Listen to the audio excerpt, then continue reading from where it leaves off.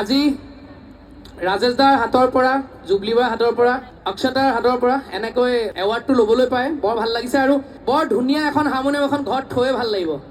ইমান ধুনীয়া, ইমান মৰম লগা এটা এৱাৰ্ড। বহুত বহুত ধন্যবাদ।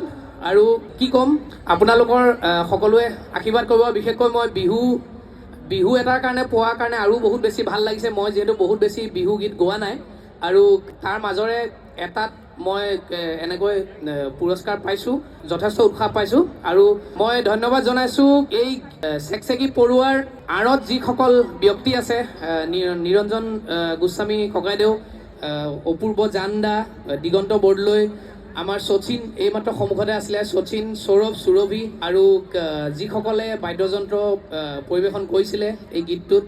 আৰু এই চেকচেকী পৰুৱা গোটেই প্ৰজেক্টটোৰ লগত যিমান শিল্পী কলাশৈলী জড়িত হৈ আছে, লগতে অসমৰ অসমবাসী ৰাইজক মই ধন্যবাদ জনাইছোঁ। Thank U.